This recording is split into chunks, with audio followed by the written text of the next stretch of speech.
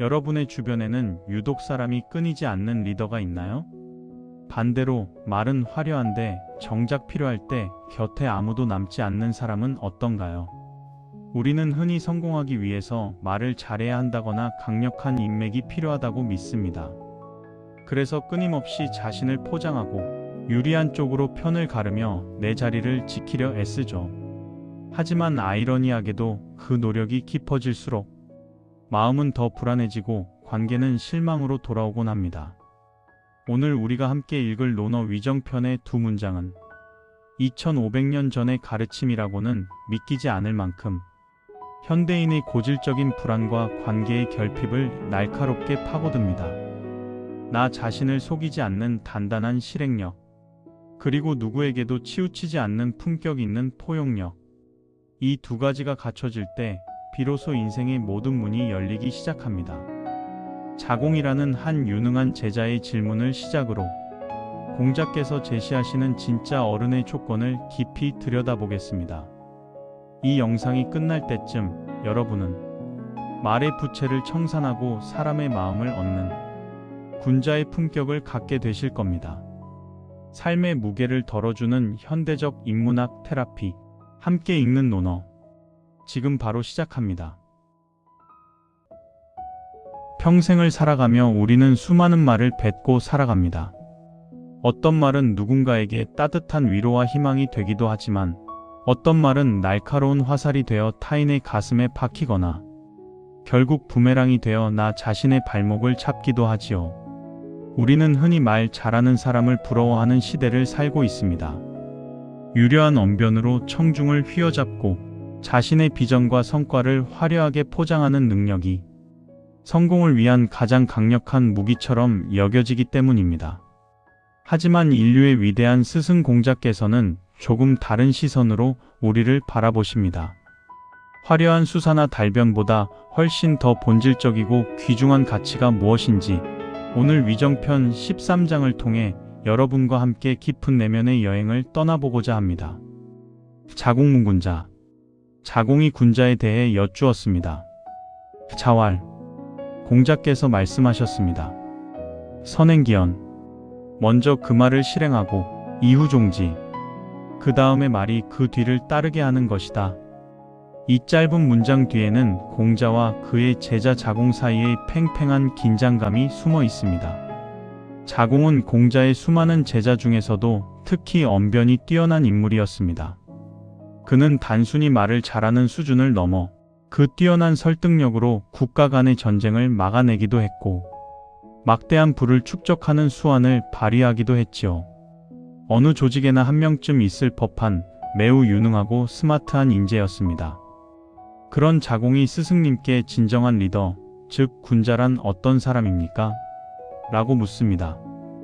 아마 자공은 내심 자신처럼 유능하고 말 잘하며 세상을 움직이는 사람이 군자라는 대답을 기대했을지도 모릅니다. 하지만 공자께서는 자공의 가장 취약한 지점을 정확히 꿰뚫어 보십니다. 말이 행동을 앞지르기 쉬운 자공의 기질을 경계하며 말하기 전에 먼저 행동하라. 그리고 그 행동이 완료된 후에 비로소 말하라는 아주 짧고도 서늘한 가르침을 주신 것입니다. 이것은 단순히 말을 아끼라는 도덕적 훈계를 넘어선 것입니다. 우리의 의지가 어떻게 작동하는지, 그리고 인간의 뇌가 어떤 함정에 빠지기 쉬운지를 통찰한 고도의 심리적 처방이라 할 수 있습니다. 현대 뇌과학은 공자의 이 가르침이 얼마나 과학적인지를 증명해 줍니다. 우리가 어떤 거창한 계획을 세우고 그것을 주변 사람들에게 공표할 때 우리의 뇌 안에서는 매우 위험한 착각이 일어납니다. 뉴욕 대학교의 심리학자 피터 골비처 교수는 이를 의도 구현이라는 개념으로 설명합니다. 사람이 자신의 목표를 타인에게 말하고 나면 우리 뇌는 그 목표가 이미 달성된 것과 같은 정체성 기호를 획득하게 됩니다. 이때 뇌의 보상 중추에서는 도파민이 분출됩니다. 문제는 여기서 발생합니다. 실제 행동을 해서 얻어야 할 성취감과 보상을 단지 말하는 행위만으로 미리 가불해서 맛보게 되는 것이지요. 달콤한 가짜 보상에 취한 뇌는 더 이상 실제 실행을 위해 몸을 움직여야 할 필요성을 느끼지 못하게 됩니다. 결국 나 내일부터 다이어트 할 거야 라고 크게 선포한 사람이 오히려 운동화 끈을 묶는데 실패하는 이유는 이미 입으로 다이어트를 끝내버렸기 때문입니다. 공자께서 말씀하신 선행기어는 우리의 뇌가 이런 가짜 만족감에 취해 게을러지지 않도록 성취의 에너지를 행동이라는 용광로에 온전히 쏟아붓게 만드는 엄격한 자기 통제법인 셈입니다. 우리의 일상으로 시선을 돌려볼까요? 어느 회사에나 있을 법한 두 인물의 사례를 통해 이 가르침이 사회적 관계에서 어떻게 작용하는지 살펴보겠습니다. 마케팅 부서의 김 팀장은 열정이 넘치고 화법이 화려합니다. 회의 시간마다 그는 팀원들에게 달콤한 약속을 건넵니다. 이번 프로젝트만 잘 넘기면 내가 반드시 특별 휴가를 챙겨주겠다. 회사 상부에 건의해서 우리 팀의 열악한 환경을 당장 개선하겠다라고 말이죠. 김 팀장의 말은 당장의 분위기를 고조시키고 팀원들의 사기를 올리는 것처럼 보입니다. 하지만 정작 프로젝트가 끝나고 나면 김 팀장은 언제 그랬냐는 듯 입을 닫습니다. 오히려 새로운 업무를 가져오며 회사가 어렵다는 핑계를 늘어놓기 바쁩니다. 이런 일이 반복될수록 팀원들은 김 팀장의 말을 공수표로 여기게 됩니다. 사회학적 관점에서 볼 때 김 팀장은 자신의 신뢰 자본을 파산시키고 있는 것입니다. 반면 개발팀의 박 대리는 말수가 적고 무뚝뚝하기까지 합니다. 상사가 어려운 기능을 구현해달라고 요청할 때도 박 대리는 한번 해보겠습니다. 혹은 검토해보겠습니다. 라는 다소 미지근한 대답만 내놓을 뿐입니다. 하지만 며칠 뒤 박 대리는 누구보다 완벽하게 구현된 결과물을 가져옵니다. 그는 말이 앞서지 않기에 주변 사람들을 불안하게 만들지 않습니다. 오히려 그의 침묵 뒤에 숨겨진 확실한 행동력이 주변 동료들에게는 가장 강력한 믿음의 근거가 됩니다. 사람들은 이제 박 대리가 검토해보겠다는 말 한마디만 해도 그것이 이미 완료된 것이나 다름없다고 신뢰하게 됩니다. 이것이 바로 공자께서 말씀하신 군자의 무게감입니다. 말이 행동을 뒤따르게 함으로써 자신의 언어에 생명력을 불어넣는 것입니다. 우리는 왜 이토록 먼저 말하고 싶어 하는 유혹에 약할까요? 심리학에서는 이를 상징적 자기 완성 이론으로 설명하곤 합니다. 우리가 자신의 실력이나 자아의 정체성에 대해 스스로 확신이 없을 때 사람들은 그 공허함을 메우기 위해 외적인 상징을 사용합니다. 거창한 계획을 발표하거나 대단한 비전을 가진 것처럼 자신을 포장하는 행위는 사실 내면의 불안을 가리기 위한 일종의 방어 기제인 경우가 많습니다. 스스로가 이미 충분한 실력을 갖추고 실천하고 있는 군자는 자신을 증명하기 위해 말을 빌려올 필요가 없습니다. 이미 그의 발걸음이 그가 남긴 결과물들이 세상에 대고 가장 큰 목소리로 말하고 있기 때문입니다. 공자께서 자공에게 주신 처방은 바로 이 지점을 겨냥하고 있습니다. 자공아, 너의 화려한 언변으로 내 가치를 증명하려 애쓰지 마라. 오직 너의 실천만이 너를 완성해 줄 것이다. 이 가르침은 오늘날 SNS를 통해 끊임없이 자신을 전시하고 검증되지 않은 성공을 과시하는 우리 세대에게도 매우 뼈아픈 성찰의 기회를 제공합니다. 화면 속의 화려한 말과 이미지가 아니라 화면 밖의 진실한 삶과 실천이 나라는 사람의 본질을 결정한다는 사실을 잊어서는 안 됩니다. 지금 우리는 말의 과잉 시대를 살아가고 있습니다. 정치인들의 화려한 공약, 기업가들의 거창한 혁신 구호, 그리고 우리 주변의 수많은 자기개발적 선언들이 넘쳐납니다.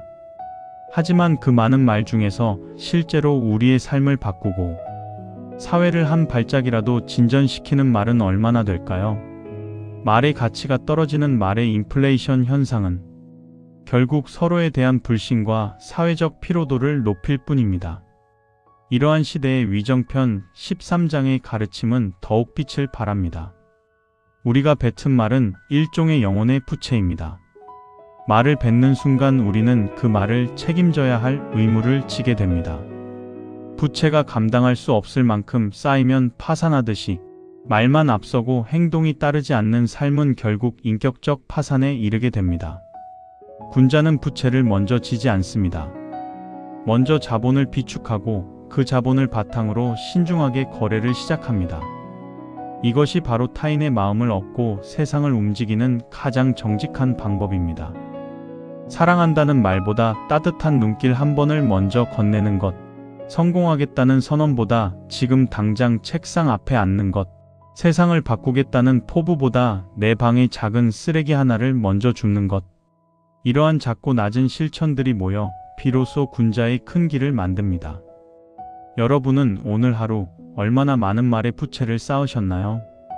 혹시 누군가에게 지키지 못할 기대를 심어주거나 자신을 돋보이게 하기 위해 준비되지 않은 다짐을 늘어놓지는 않으셨나요? 군자가 되는 길은 거창한 돌을 닦는 것이 아닙니다. 내가 뱉은 말의 무게만큼 내 몸을 정직하게 움직이는 것, 아니 그보다 더 높은 경지인 선행기원의 가르침대로 말보다 행동이 먼저 앞서 나가게 하는 것입니다. 오늘부터는 무언가 결심했을 때 그 결심을 세상에 알리고 싶은 욕구를 잠시만 꾹 눌러보시기를 권합니다. 대신 그 결심을 실현하기 위한 가장 작은 행동 하나를 묵묵히 시작해 보십시오. 여러분의 침묵 섞인 실천이 쌓여갈 때 어느덧 여러분의 말에는 거부할 수 없는 권위와 신뢰가 깃들게 될 것입니다. 여러분의 삶에서 가장 지키기 힘들었던 약속은 무엇이었나요? 혹은 남몰래 묵묵히 실천하여 열매를 맺었을 때의 그 단단한 성취감을 기억하시나요? 우리는 흔히 인맥이 실력이다라는 말을 하곤 합니다. 더 많은 사람을 알고 더 끈끈한 모임에 소속되는 것이 성공과 생존의 필수 조건이라 믿곤 합니다. 하지만 때로는 그 끈끈한 유대감이 누군가에게는 배제의 벽이 되고 나 자신에게는 시야를 가리는 눈가리개가 되기도 합니다. 오늘 함께 읽을 위정편 14장은 우리가 타인과 관계를 맺을 때 어떤 마음가짐을 가져야 하는지에 대한 근본적인 질문을 던집니다. 내가 맺고 있는 수많은 관계가 나를 성장시키는 통로인지 아니면 나를 가두는 감옥인지 확인해보는 시간을 가져보고자 합니다. 자왈 공자께서 말씀하셨습니다. 군자주의 불비. 군자는 두루 통하면서도 편당을 짓지 않고 소인비불주.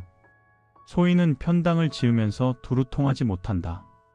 공자께서 제시하신 주와 비라는 두 글자에는 인간관계의 명암이 고스란히 담겨 있습니다. 주는 본래밭 전자와 입구자가 합쳐진 글자로 논밭에 물이 고루 퍼지듯 보편적이고 공정하게 마음을 쓰는 상태를 말합니다. 반면 비는 두 사람이 어깨를 나란히 하고 같은 방향을 보는 모양입니다. 얼핏 보면 친밀한 동료애처럼 보이지만 사실은 우리 편끼리만 뭉쳐 외부를 배척하는 사사로운 결탁을 의미합니다. 공자께서는 리더의 자질을 이 두 단어로 선명하게 대비시키셨습니다. 군자는 원칙에 따라 누구와도 조화를 이루지만 사적인 이익이나 혈연, 지연을 위해 끼리끼리 뭉치지 않습니다. 반대로 소인은 눈앞의 이익을 위해 강한 결속을 추구하지만 그 울타리 밖의 세상과는 진정한 소통을 이루지 못합니다. 이 가르침은 앞서 위정편 13장에서 강조하신 선행기원의 가르침과도 연결됩니다. 자신의 말을 행동으로 책임지는 사람은 남들에게 보이기 위한 화려한 말의 울타리를 칠 필요가 없습니다. 자신의 삶 자체가 당당하기에 굳이 사적인 세력을 만들어 자신을 보호하려 애쓰지 않는 것이지요. 내면이 단단한 자만이 가질 수 있는 여유가 바로 주의 태도입니다. 인간은 왜 자꾸만 편을 가르고 싶어 할까요? 이것은 단순히 개인의 성격 문제를 넘어 인간의 생물학적, 사회학적 본능과 맞닿아 있습니다.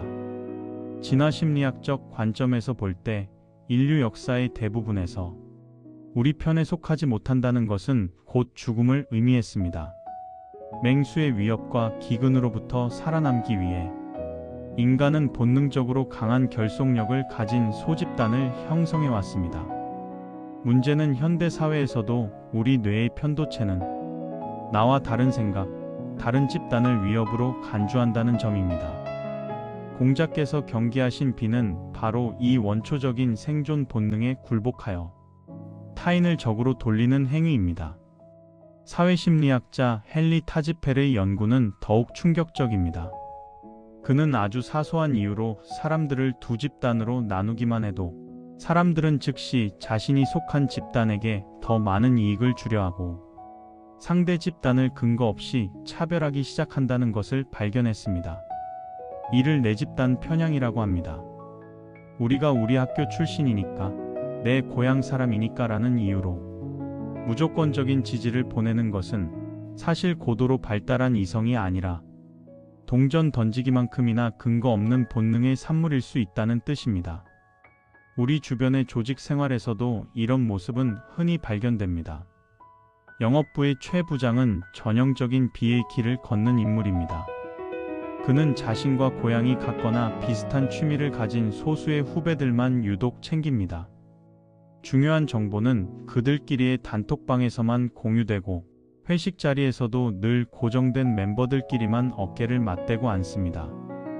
이러한 행동은 당장 그 라인에 속한 이들에게는 끈끈한 유대감을 주지만 조직 전체로 보면 거대한 소통의 벽을 만드는 행위입니다.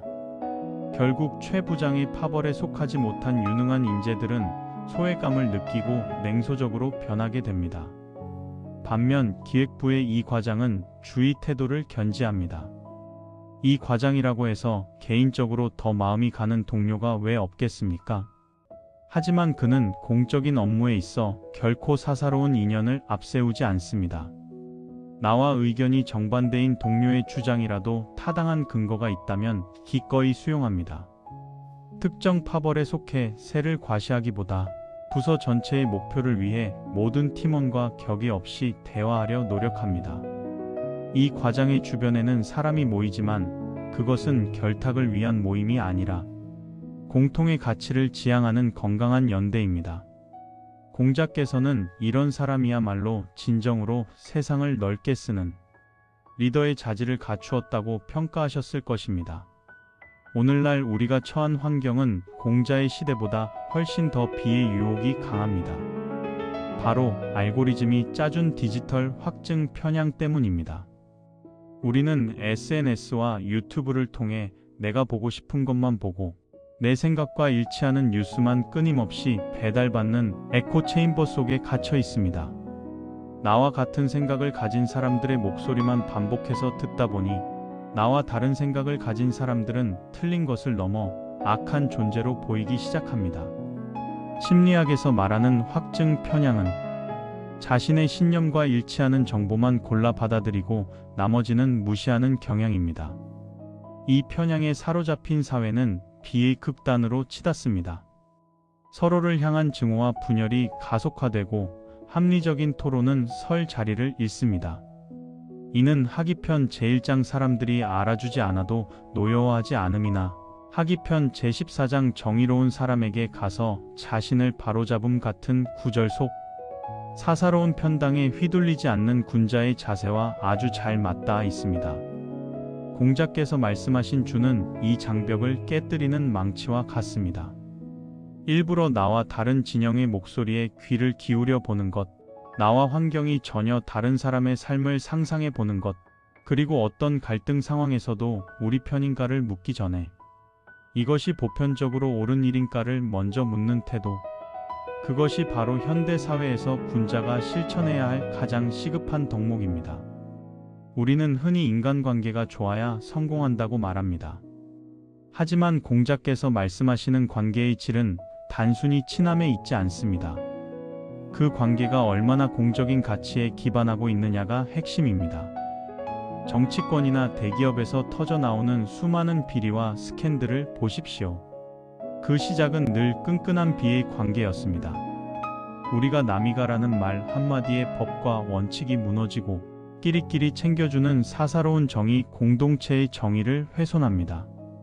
공자께서는 일찍이 이러한 사사로운 결탁이 결국 자신과 사회를 망치는 지름길임을 경고하신 것입니다. 군자가 주를 추구하는 이유는 그것이 가장 안전하고 지속 가능한 길이기 때문입니다.